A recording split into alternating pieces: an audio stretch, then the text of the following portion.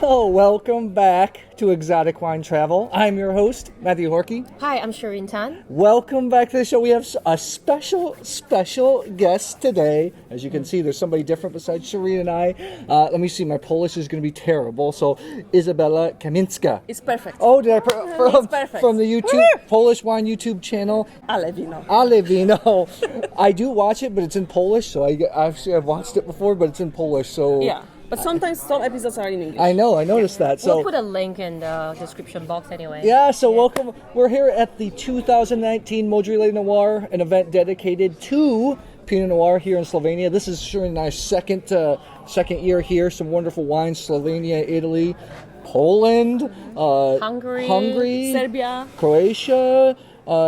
Before we even get into Poland, that's what we were really interested in. What do you think of the event so far? All I the love wines? it. I love it. It's such a small, nice festival in a beautiful place. I really like it, and I think that this is really a good selection of winemakers and wineries from this region, I would say. Before we get into the market, can we just give everybody, a little, a short bio about who you are, what you're doing, how you're in wine? Okay, so I work in wine since 2010. And before I was, you would not believe that I was a French teacher at the university for 8 years of my life. And now I'm just doing tastings, and I have my channel Ale Wino, and I write for different magazines, and I teach about wine. Ah, okay. The Polish market's something we're really interested in, actually, right? We have been working around Poland. So, we have been to most of the countries around Poland. Croatia, Slovenia, Serbia, North Macedonia. And what is interesting is that all the places that we go to often, they rank Poland as one of the key export market. Mm-hmm. And when you dig deeper, it's also super interesting because it's not just the economic side of things where the middle class people with money to buy bottled wine is growing rapidly, but the feedback that we get is Poland and their wine drinkers are very open-minded. Yes, that's true. I think that in general, in countries which are not wine countries, people are more open-minded to wine because they don't have any, things they learned from their parents. Sure. They just drink whatever you give them, and they have everything has a wow effect for them, I would say. And yes. really, very often I'm doing a lot of tasting in Poland, and actually I try to promote, all kinds of wines, or also natural wines, Sure. different wines from different countries, orange wines, pet nuts, etc. And people are really always open to that. Yeah, the market's really open, right? Is there a specific key trend happening right now? Is there a specific style of wine that they really look for? Yes, actually. So I said something very optimistic, but actually, of course, there's some problems as well, because this is an open market and this is a growing market, but still most of the people outside big cities, they just want to buy quite cheap wines, so Sure. Yeah. 5-6 euros. Just get pounded. Exactly, and actually, if I'm working with people outside big cities, they prefer wines in a style of, I know you don't like this grape, Primitivo. Oh, I actually like it when it's done right. You gotta go. I love that you remember. Of course, I remember. I watched these guys. So yes. So yeah, in Poland, if you have to deal with a client who didn't taste so much wines, this client would prefer something like Primitivo, Big Syrah, Chilean, Carmenere, etc. So a little bit more sweetness, more alcohol. Easy as well, to drink easy and to drink and yeah. stuff. But in big cities, everything is possible.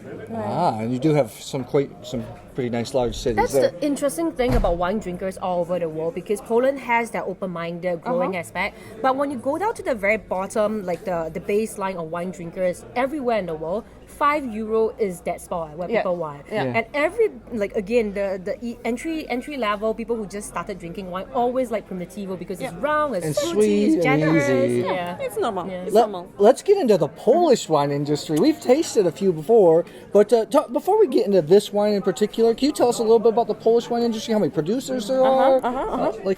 Okay, so we have around 300 producers now and 600 hectares. Whoa, 300 producers. Yeah, but 300 producers, 600 hectares. These are really like tiny producers. For example, this one, Rafał Wesołowski from Winnice, Wzgórz, Trzebnickich. Can you say that 3 times fast? I will. I'll put it on the I will screen. teach you later.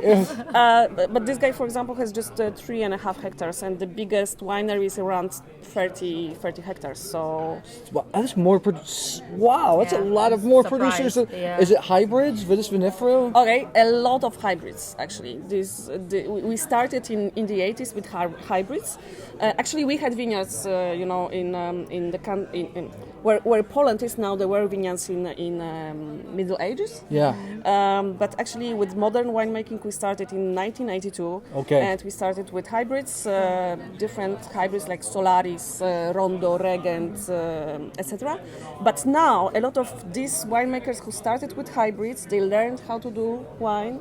They also selected maybe better vineyards, better sites, and now they can finally start to play a little bit with Pinot Noir, Chardonnay, Riesling, Pinot Gris, for example, Gewürztraminer, etc., etc. So that's what we're going to taste today. That's 6 to 16, actually, if there's enough here.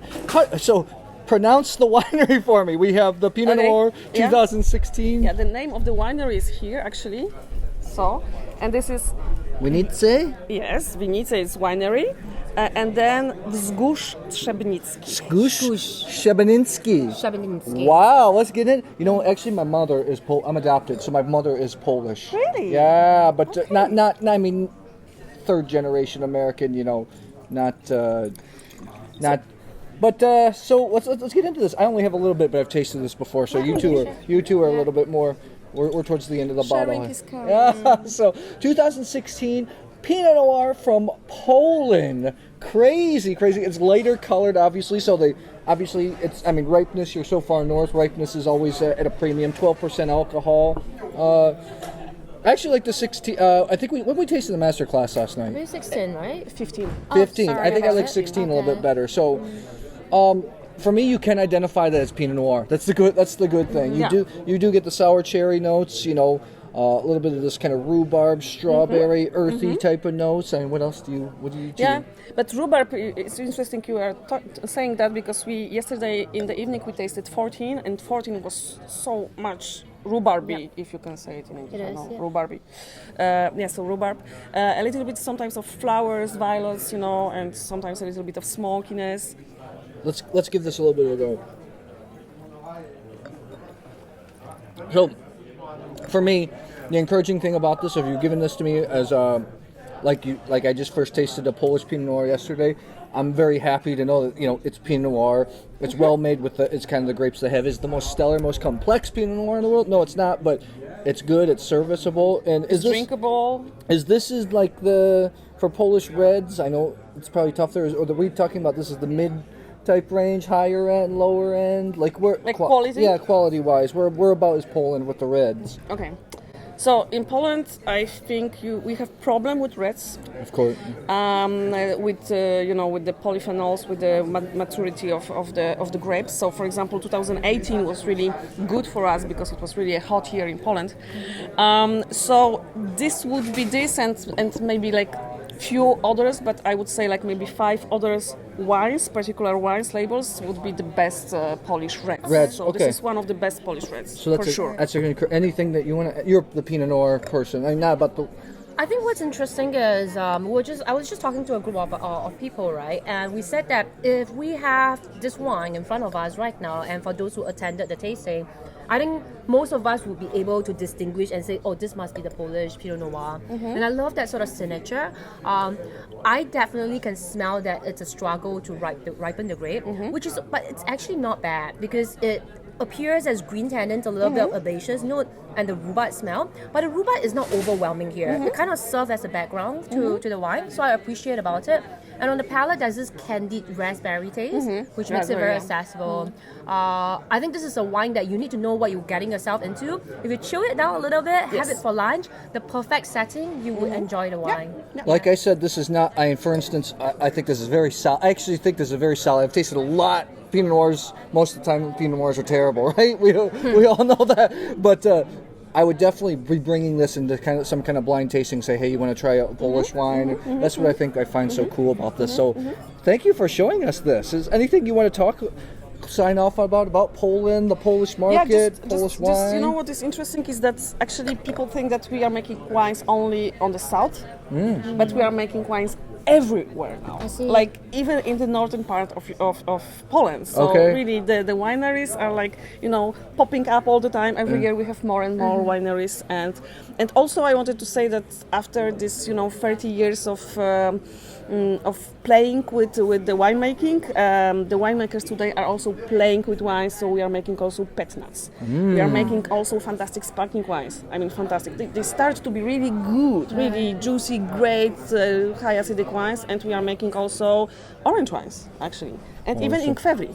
Oh, so we'll have to find out about those. I'll put your YouTube. I'll put Isabella's YouTube channel in the cards right there. You'll check it out. It's half Polish, half English, right? There's some English episodes, some Polish. That's where they'll find out about some of these wines and wines from all over Europe, right? Yeah, exactly. Oh, excellent. Well, thank you for being on the Thank show. you. I appreciate. Thank you, Izabella. Actually, It was good. We saw you earlier in Loire. That's right, Loire this year. Yes, Loire. Yeah. Okay. Yeah. So check out her YouTube channel. If you like this video, please subscribe to our YouTube channel, Exotic Wine Travel. We will see you at the next episode. Cheers. What do you say? What do you say in Polish? Na zdrowie. Oh no, zdrowie.